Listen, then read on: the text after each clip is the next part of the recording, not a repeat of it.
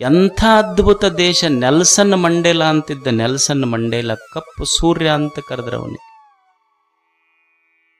26 ವರ್ಷಗಳ ಕಾಲ Nelson ಮಂಡೇಲಾಗ Robinson ಅಂತ ಒಂದು ಜೈಲಿನೊಳಗೆ ಹಾಕಿದ್ರು. 26 ವರ್ಷ ಇದ್ದ ಅಬ್ದುಲ್ ಕಲಾಂ ಅವನ ಮನೆಗೆ ಜೋಹಾನ್ಸ್ಬರ್ಗಿಗೆ ಹೋಗಿದ್ದ ಭೇಟಿಯಾಗಕ್ಕೆ.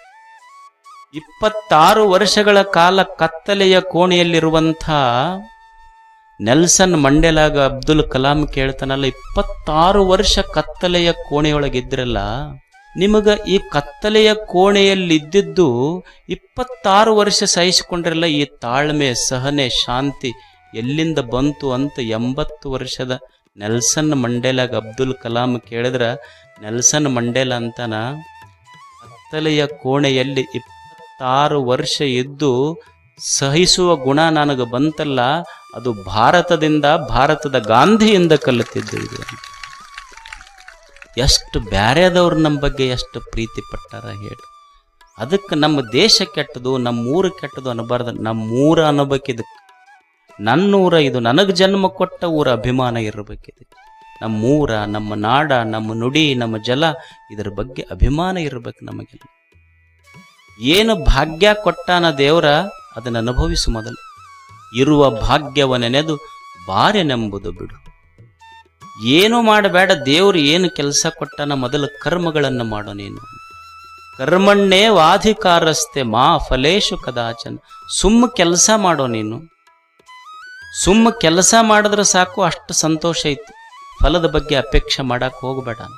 ಯಾಕಂದ್ರೆ ಫಲ ಬರ್ತೈತೆ ಇಲ್ಲ ಅಂತ ಗೊತ್ತಿಲ್ಲ. ನಮ್ಮದು ಮೊದಲು ಹಂಗಾಗೋದಿಲ್ಲ. ಮೊದಲು ಫಲ ಕೇಳ್ತೀವಿ ನಾವು.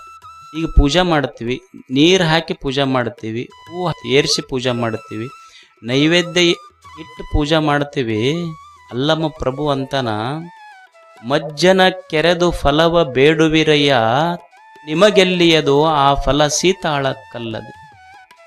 ಅಲ್ರಿ, ಅಕಸ್ಮಾತ್ ನೀರು ಹಾಕಿದ್ರೆ ಫಲ ಬರ್ತೈತಿ ಅಂದ್ರೆ ನಿನಗೆ ಬರೋದಿಲ್ಲ, ಹೊಳಿಗೆ ಬರ್ಬೇಕು. ಯಾಕಂದ್ರೆ ನೀರು ಹೊಳಿದದು. ಹೂವು ಏರಿಸಿದ್ರೆ ಫಲ ಸಿಗತೈತಿ ಅಂದ್ರೆ ನಿನಗೆ ಸಿಗಬಾರ್ದು, ಬಳ್ಳಿಗೆ ಸಿಗಬೇಕು.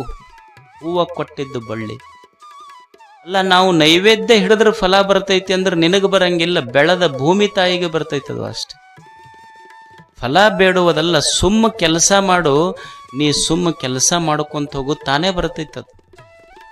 ಪುಟ್ಟರಾಜ ಗವಾಯಿಗಳಿದ್ರಲ್ಲ, ನನಗೆ ಪ್ರಶಸ್ತಿಗಳನ್ನು ಕೊಡ್ರಿ ಅಂತ ಯಾರಿಗಾರ ಅಪ್ಲಿಕೇಶನ್ ಹಾಕೊಳಕ್ ಹೋಗಿದ್ರೇನು? ಏನೂ ಇಲ್ಲ, ಸುಮ್ಮನೆ ತನಗೆ ಕಣ್ಣಿರದೇ ಇದ್ರು ಕೆಲಸ ಮಾಡ್ಕೋಂತ ಹೋದ್ರು 1000 ಪ್ರಶಸ್ತಿಗಳು ಅವ್ರ ಪಾದಕ್ಕೆ ಬಂದು ಅಷ್ಟೆ.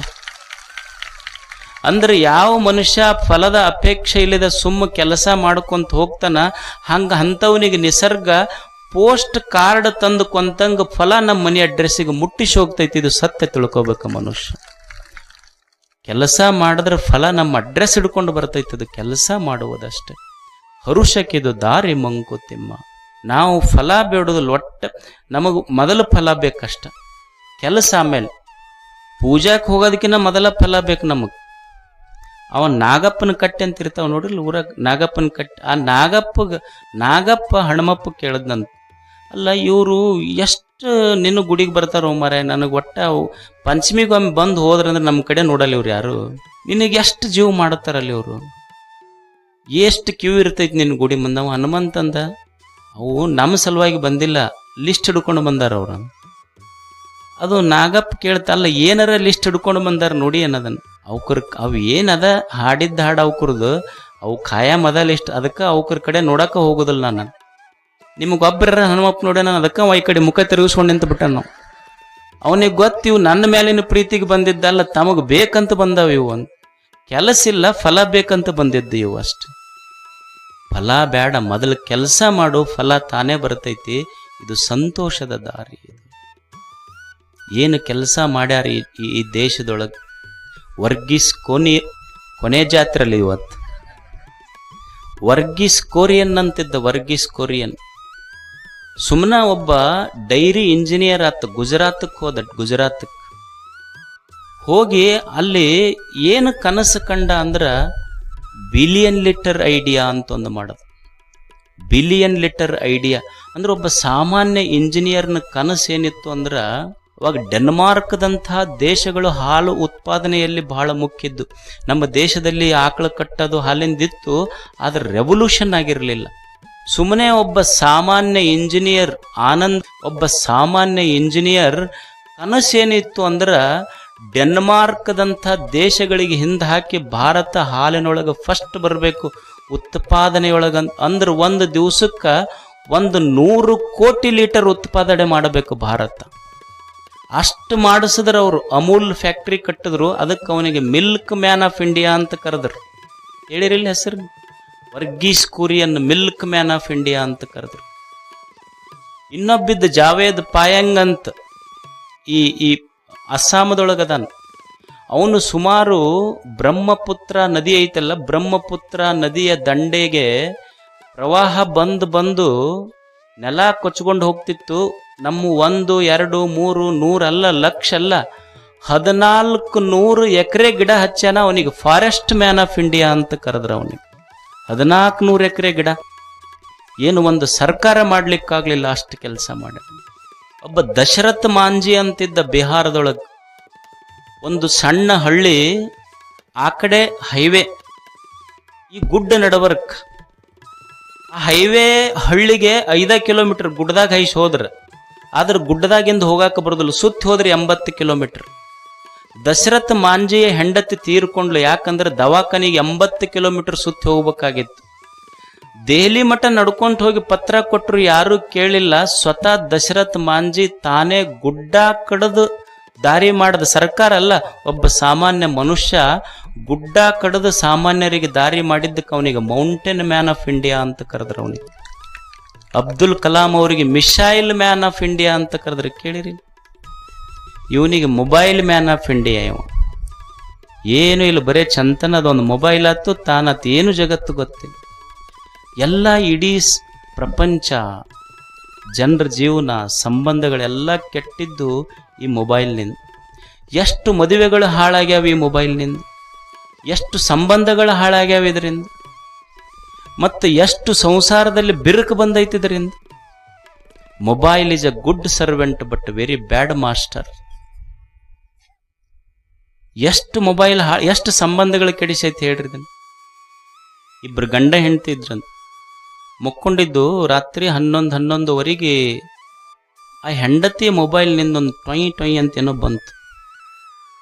ಮೆಸೇಜ್ ಬಂದಂಗತ್ತು, ಇದು ತೋಂತಿದ್ದು. ಹೋಗಿ ಗಂಡ ಸಂಶಯ ಮೊದಲ ಅದಕ್ಕೆ ಹೋಗಿ ಹೆಂಡತಿ ಮೊಬೈಲ್ ತೊಗೊಂಡು ಕೂಡಲೇ ನೋಡಿದ್ದ ತಡ ಹೆಂಡತಿಗೆ ಹಾಕಿ ಹೊಡ್ಯಾಕತ್. ಅದು ಯಾಕಂತ ಕೇಳಕ್, ಯಾರು ಕಳಿಸ್ಯಾರ ಇದನ್ನ ಮೆಸೇಜ್ ನಿನಗೆ? ಏನು ಕಳಿಸ್ಯಾರ? ಬ್ಯೂಟಿಫುಲ್ ಅಂತ ಕಳಿಸ್ಯಾರ. ಯಾರು ಕಳಿಸ್ಯಾರ? ರಾತ್ರಿ 11:12 12ಕ್ಕೆ ಬ್ಯೂಟಿಫುಲ್ ಅಂತ ಯಾರು ಕಳಿಸ್ಯಾರ ನಿನಗೆ? ಅದು ಹೆಣ್ಮಗಳು ಹಿಂಗೆ ತೊಗೊಂಡು ನೋಡ್ತು, ನೋಡಿ ಬಳಿ ಏರಿಸಿ ಕೊಟ್ಟತ್ ನೋಡ್ರಿ ಕಪ್ಪಾಳ್ಕೊಂಡು. ಕೋಡಿ ಇದು ಬ್ಯೂಟಿಫುಲ್ ಅಲ್ಲ, ಚಾರ್ಜ್ಗೆ ಇಟ್ಟಿದ್ದೆ ಬ್ಯಾಟ್ರಿ ಫುಲ್ ಅಂತ ಬಂದೈತೆ. ಅದು ಚಾರ್ಜ್ಗೆ ಇಟ್ಟಿದ್ದೆ ಬ್ಯಾಟ್ರಿ ಫುಲ್ ಅಂತ ಬಂದಿದ್ದೆ, ನೀ ಬ್ಯೂಟಿಫುಲ್ ಅಂತ ತಿಳ್ಕೊಂಡಿದ್ದೆಲ್ಲ. ಮಕ್ಕೊಂತ್ರಿ ಮಲಕಿಗೆ ಬೇಸಿ ಬಿಟ್ಟಿದ್ಲು. ಬೆಳಿಗ್ಗೆದ್ದು ಕನ್ನಡಿ ಮುಂದೆ ನಿಂತು ನೋಡ್ಕೊಂತೈತಿ, ಮಲಕ್ ಬಾತಿತ್ತು, ಕಪಾಳಿಗೆ ಬಾವು ಬಂದಿತ್ತು. ವಾಕಿಂಗ್ ಹೋದಾಗ ಅವ್ರ ಫ್ರೆಂಡ್ ಬಿಟ್ಟಿ ಅದ, ಯಾಕೋ ಕಪಾಳ ಬಾತೈತಲ್ಲ ಅಂತ. ಇಲ್ಲ, ಕಪಾಳ ಹಿಡ್ಕೊಂಡೈತಂದ ನಾವು. ಅವ್ರ ದೋಸ್ತ, ನಾನು ನಡ ಹಿಡ್ಕೊಳ್ಳೋದಕ್ಕೆ ಕೇಳಿದ್ದೆ, ಕಪಾಳ ಹಿಡ್ಕೊಳ್ಳೋದಿಕ್ಕೆ ಮೊದಲನೇ ಸಲ ಇದು. ನಡ ಹಿಡ್ಕೊಳ್ಳೋದಕ್ಕೆ ಕೇಳಿದ್ದೆ, ಕಪಾಳ ಹಿಡ್ಕೊಂಡಿದ್ದು ಕೇಳಿದ್ದು ಮೊದಲನೇ ಸಲ. ಅವ ಅಂದ, ನಮ್ಮ ಮನ್ಯಾಗ ಒಂದ ಕಪಾಳ ಹಿಡ್ದೈತಿ, ಬೇರೆಯವ್ರ ಮನ್ಯಾಗ 2 ಕಪಾಳ ಹಿಡ್ದಿರ್ತಾವ. ಅವ್ರ ದೋಸ್ತ ಅಂದ, ಅಲ್ಲ ನನಗೊಮ್ಮೆ ಕಪಾಳ ಹಿಡ್ದಿಲ್ಲಲ್ಲ ಇದು. ನಿಮ್ಮ ಹೆಣ್ಮಕ್ಳು ಮೊಬೈಲ್ ಮುಟ್ಟು ನಿಂದು ಕಪಾಳ ಹಿಡಿತೈತ. ಅವ್ರ ಮೊಬೈಲ್ ಮುಟ್ಟು ನಿಂದು ಕಪಾಳ ಹಿಡಿತೈತಿ. ನೋಡ್ರಿ, ಸ್ವಲ್ಪ 1 ವಾರ ಸುಮ್ಮನೆ ಗಲ್ಲ ಹಿಡ್ಕೊಂಡು ಅಡ್ಡಾಡ್ರಿ ಮನ್ಯಾಗ. ಮಕ್ಕಳಾಗ ಸ್ವಲ್ಪ ಹೆಲ್ಮೆಟ್ ಹಾಕೊಂಡು 1 ವಾರ, ಏನು ಮಜಾ ಐತೆ ಅಂದ್ರೆ. ಒಂದು ಸಣ್ಣ ಮೊಬೈಲ ಎಷ್ಟು ಸಂಶಯಕ್ಕೆ ದಾರಿ ಮಾಡಿಕೊಟ್ಟು ಎಷ್ಟು ಮದುವೆಗಳನ್ನು ಮುರುಗಡೆ ಮಾಡಿಲ್ಲ ಹೇಳಿ. ಅದಕ್ಕೆ mobile is a good servant but very bad master. ಅದಕ್ಕೆ ಬಳಸಬೇಕು, ಗೊತ್ತಿರಬೇಕು, ಎಷ್ಟಿರ್ಬೇಕು ಅಷ್ಟಿರ್ಬೇಕು. ಹೆಂಗೆ ಕಟ್ಟ್ಯಾರ ಅವರು, missile man, mountain man, milk man, forest man. ನಮ್ಮ ಮಕ್ಕಳು ಒಮ್ಮೆ ಹಂಗಾಗಬೇಕಲ್ಲ ಹೇಳಿ. ನನಗೆ ವಾರೆನ್ ಬಫೆಟ್ನಂಥವರು, ಆಮೇಲೆ ಬಿಲ್ಗೇಟ್ನಂಥವರು ಆದರ್ಶಗಳನ್ನು ನಮ್ಮ ಮಕ್ಕಳಿಗೆ ಹೇಳಕ್ಕೆ ಇಷ್ಟ ಇಲ್ಲ. ನನಗೇನು ಅನ್ನಿಸ್ತೈತಿ ಅಂದ್ರೆ, ಎಷ್ಟೋ ಮಕ್ಕಳು ಇವತ್ತಿಗೂ ಸಹಿತ ಸಣ್ಣ ಮಕ್ಕಳು ಹಳ್ಳಿಯಲ್ಲಿ, ಪ್ಯಾಟೆಯಲ್ಲಿ ತಂದೆ ತಾಯಿ ಬಡವರದರಂತ ಬೆಳಿಗ್ಗೆದ್ದು ಪೇಪರ್ ಹಾಕಿ ಹಾಲು ಮಾರಿ ಬಂದು ಯವ್ವ ನಿನಗೆ ಸ್ವಲ್ಪ ಆಶ್ರಯ ಆಗ್ತೀನಿ ಅಂತ ಎಷ್ಟು ಮಕ್ಕಳಿಲ್ಲ ಹೇಳಿ ನಮ್ಮಲ್ಲಿ. ಮಂದಿ ಪಾದರಕ್ಷೆ ಹೊಲಿದು ತಾನು ಪಾದರಕ್ಷೆ ಇಲ್ಲದೆ ಸಾಲಿಗೆ ಹೋದ ಮಕ್ಕಳು ಎಷ್ಟದಾವು ದಿವಸ ಸಾಲಿಗೆ ಹೋಗೋ ಮಕ್ಕಳು ನಮ್ಮಲ್ಲಿ ಹೇಳಿ. ನನಗೆ ಇಂಥ ಮಕ್ಕಳ ಬಗ್ಗೆ ಖುಷಿ ಅನ್ನಿಸ್ತದೆ. ನಮಗೆ ಅವ್ರ ಆದರ್ಶ ಆಗೋದು ಬೇಡ. ನಮ್ಮ ಮಕ್ಕಳಿಗೆ ಸಂಪತ್ತು ಕಡಿಮೆ ಇರಬಹುದು, ಅವರಷ್ಟು ಸಂಪತ್ತಿರ್ಲಿಕ್ಕಿಲ್ಲ. ಇವರು ಪ್ರಯತ್ನದಲ್ಲಿ ಜಾಕ್ಮಾ, ವಾರನ್ ಬಫೆಟ್, ಬಿಲ್ಗೇಟ್ ಇದ್ದಂಗೆ ನಮ್ಮ ಮಕ್ಕಳಷ್ಟು ತಾಕತ್ತು. ಹಾಗೆ ದುಡಿಯುವುದು ಮನುಷ್ಯ. ರೈತ ಎಷ್ಟು ದುಡಿತಿರ್ಬೇಕಂದ್ರೆ, ದುಡಿದ್ರೆ ಭೂಮಿ ತಾಯಿ ಅಂತಿರ್ಬೇಕು. ಸಾಕಪ್ಪ ನಾನಾ ದಣದಿನಿ ನೀವು ಸುಮ್ಮನಿರು ಅಂತ ಭೂಮಿ ತಾಯಿ ಅಂತಿರ್ಬೇಕು. ಹಂಗೆ ದುಡಿಬೇಕು ಮನುಷ್ಯ. ದುಡಿದೊಂದು ಸುಂದರವಾದ ಜೀವನವನ್ನು ಕಟ್ಟಿಕೊಂಡು ಹೋಗುವುದು ಮನುಷ್ಯ. ರವೀಂದ್ರನಾಥ್ ಟ್ಯಾಗೋರ್ ಅಂತಾರೆ, this is my prayer to the my Lord, give me the strength to never disown the poor and bend my knees before insolent might. ದೇವನೇ ನನಗೆ ಶಕ್ತಿ ಕೊಡು, ನೀನು ಸಂಪತ್ತು ಕೊಡು ಅಂತ ಕೇಳಕತ್ತಿಲ್ಲ, ಶಕ್ತಿ ಕೊಡು ದೇವನೇ. ಕಡು ಬಡವನನ್ನು ಕಂಡು ಸ್ವಾರ್ಥದೆದುರು ಬಲವಂತ ಸ್ವಾರ್ಥನೆದುರಿಗೆ ಮಂಡಿಯೂರಿ ನಾ ಕುಂದಿರಬಾರದು. ಸ್ವಾರ್ಥ ಬಿಟ್ಟಿರಬೇಕು.